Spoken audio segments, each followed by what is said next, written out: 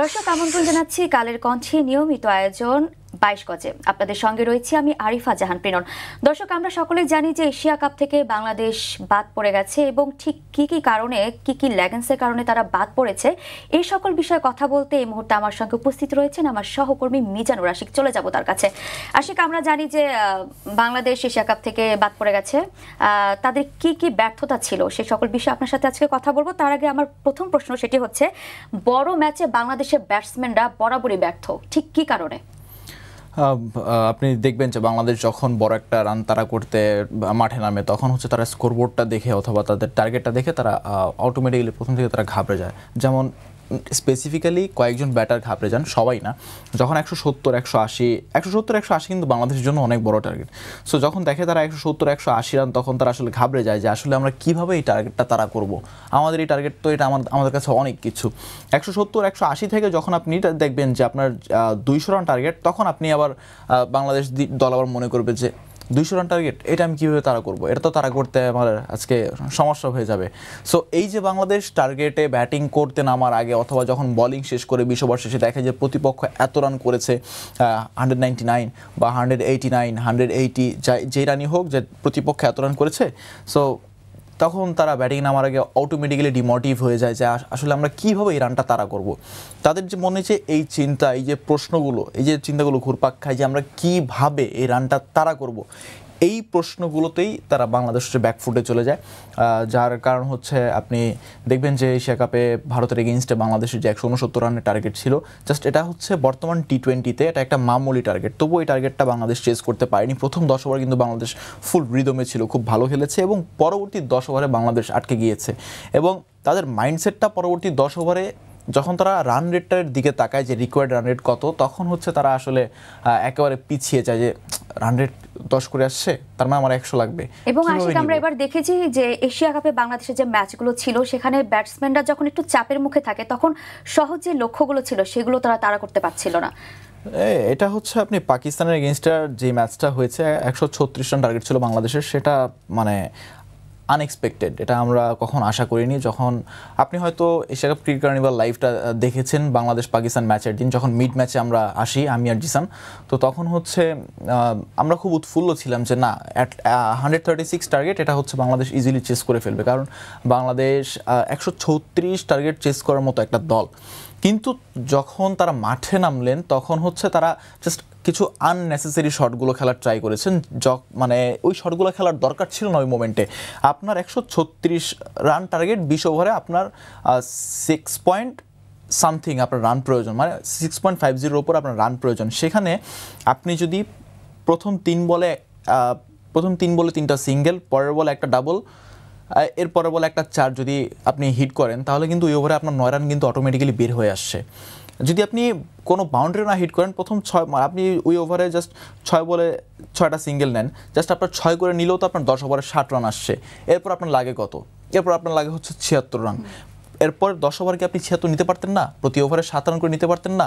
কোনো ওভারে 3 রান, কোনো ওভারে 7 রান, কোনো ওভারে 10 রান, কোনো ওভারে 12 রান, এইভাবেই তো আপনার আসবে। আপনার বোলার দেখে আপনার আসবে।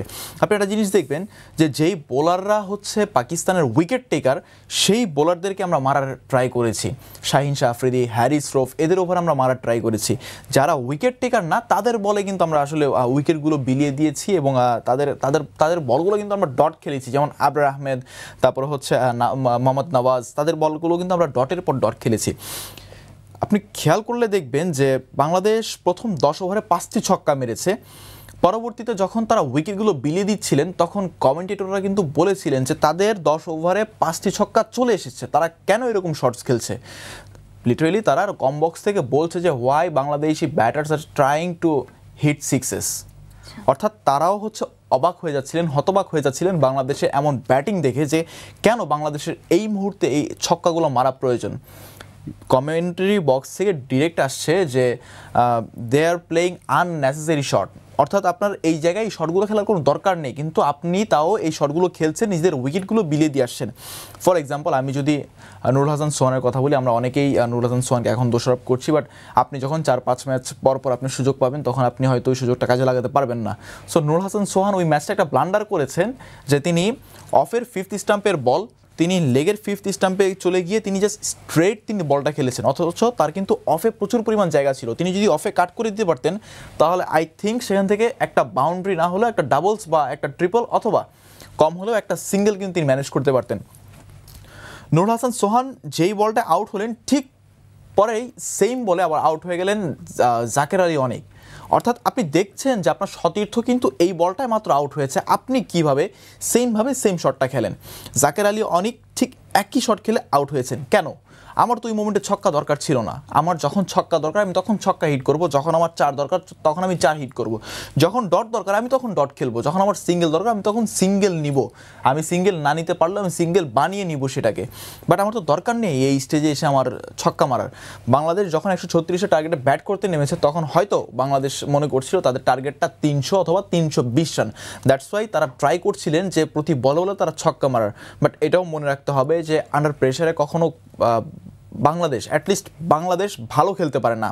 মানে অত্যাধিক ভালো একটা বলে একটা কথা আছে না যে সুপার পারফরমেন্স, সেটা বাংলাদেশ কখনো দিতে পারে না। বাট বাংলাদেশ হয়তো সেটা ভুলে গিয়েছিল পাকিস্তানের ম্যাচে। আমরা কনফিডেন্ট ছিলাম যে আমরা জিতবো, বাট একটা ওভার কনফিডেন্সিয়াল ব্যাপার স্যাপার আছে বাংলাদেশের মধ্যে, যেই কারণে আসলে বাংলাদেশ ম্যাচটা হেরে গেছে। সো আমার মনে হচ্ছে যে তারা ছোটো টার্গেটটাকে বড় করে দেখার কারণেই হচ্ছে আসলে ছোটো টার্গেটগুলো চেস করতে পারে না। যেমন একটা সবচেয়ে ভালো উদাহরণ পাকিস্তানের এগেইনস্টের ম্যাচটা 136 আপনার জন্য মানে এনাফ একটা স্কোর, এনাফ একটা টার্গেট। আপনি সেই 136কে আপনি চেস করতে পারলেন না। আপনারা ডু অর ডাই ম্যাচে আপনারা জাস্ট রীতিমতো ফাজলামি করলেন ব্যাটিং নিয়ে। এক একজন ব্যাটার হাস্যকরভাবে তারা উইকেটগুলো বিলিয়ে দিয়ে এসেছেন। আপনার শামীম হোসেন পাটোয়ারি কী করলেন, এই বলটা তার দরকার ছিল না রিভার্স সুইপ খেলার, তিনি সেই বলটা আবার রিভার্স সুইপ খেললেন। তাওহিদ হৃদয় যে বলে লাইফ পেয়েছেন পরের বলে তিনি আউট হয়ে গিয়েছেন। আমার দরকার ছিল না ওই সমস্ত বলগুলোতে রান নেওয়ার বা ওই সমস্ত বলগুলোতে আমার শর্টস করার দরকার ছিল না। আমি তবুও করেছি, করে উইকেট বিলিয়ে দিয়েছি। দিন শেষে কী হলো, পাকিস্তান ফাইনালে আমরা বিদায় নিয়ে নিলাম সুপার 4 থেকে। আশিক, ফিল্ডিং আর হচ্ছে ক্যাচ মিস এর কারণে কতটা ক্ষতি হয়েছে আসলে?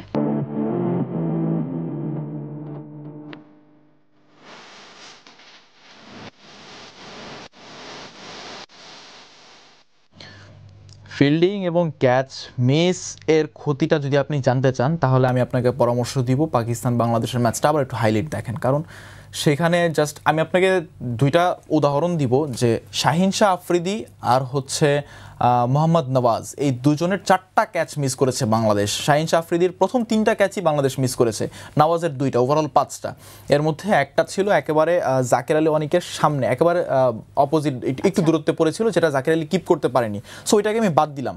ওটাকে স্কিপ করলেও 4টা ক্যাচ বাংলাদেশ ধরতে পারেনি।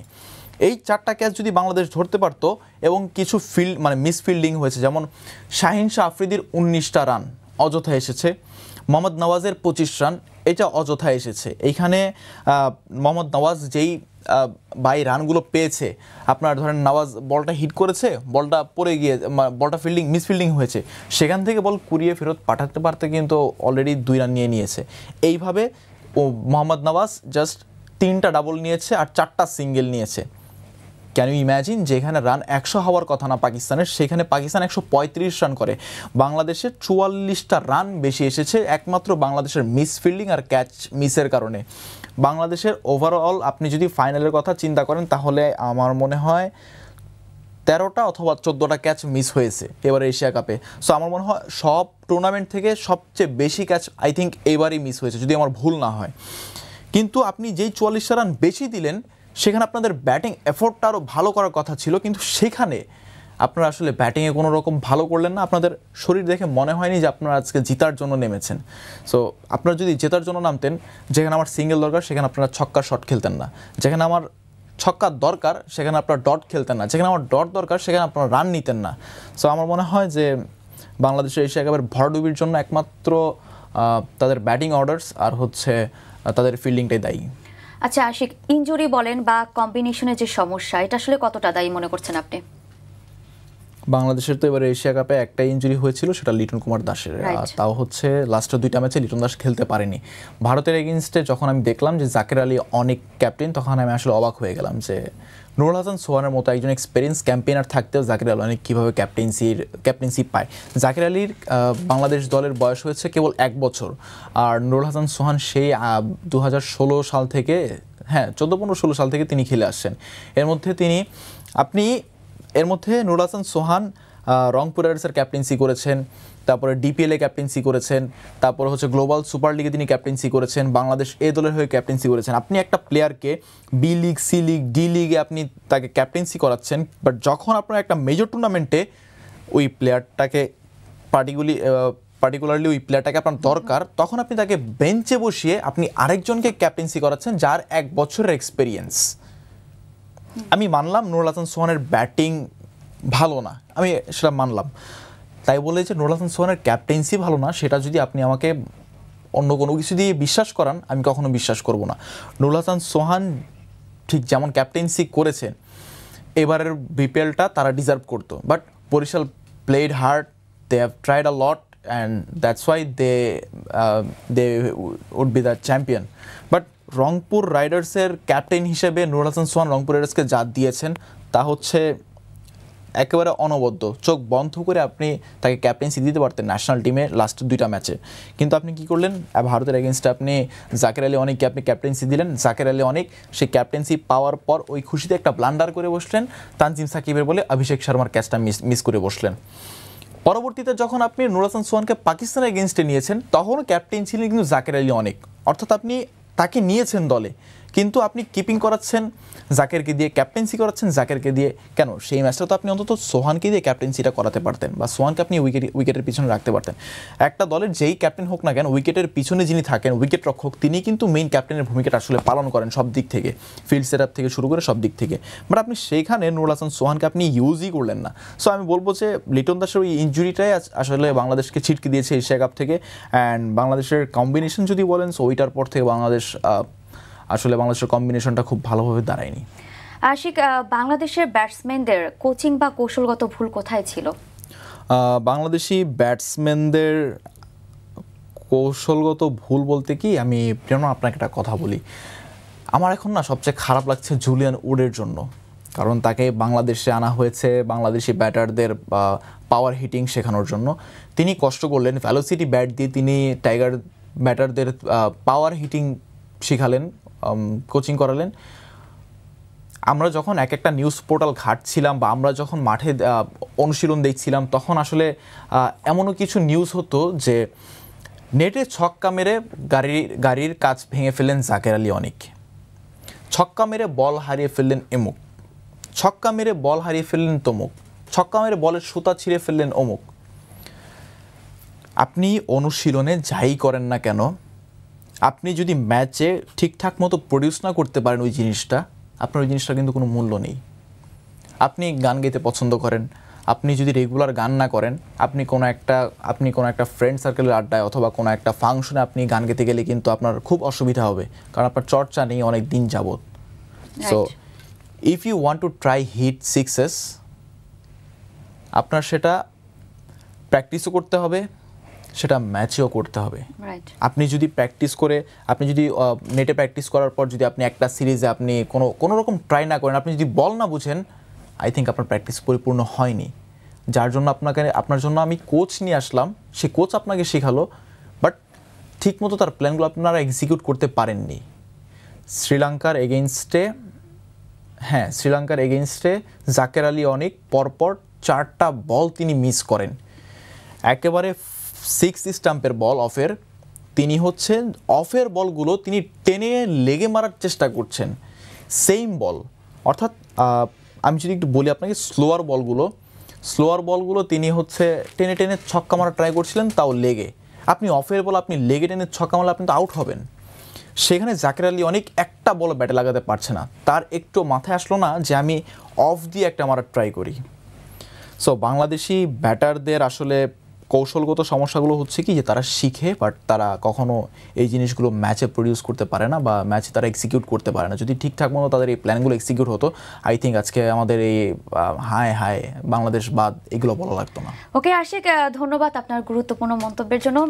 দর্শক, এই ছিল আজকের 22 গজের আয়োজনে, এবং আগামীকাল এশিয়া কাপের ফাইনাল আপডেট নিয়ে আপনাদের সঙ্গে পোস্ট ম্যাচ, প্রি ম্যাচ এবং মিড টেস্ট নিয়ে আমি হাজির হব। এবং আমার মনে হয় আজকে আশিক যে কথাগুলো বললেন তার সাথে আপনারা সবাই একমত, তবে আপনার মন্তব্যের জন্য ভিন্নতা থাকে, সেক্ষেত্রে আমাদের কমেন্ট বক্সে আপনার মন্তব্য জানাতে পারেন। আমি আজকে আরিফা জাহান প্রিনন বিদায় নিচ্ছি। সে পর্যন্ত সুস্থ থাকুন, ভালো থাকুন এবং কালের কণ্ঠের সঙ্গে থাকুন।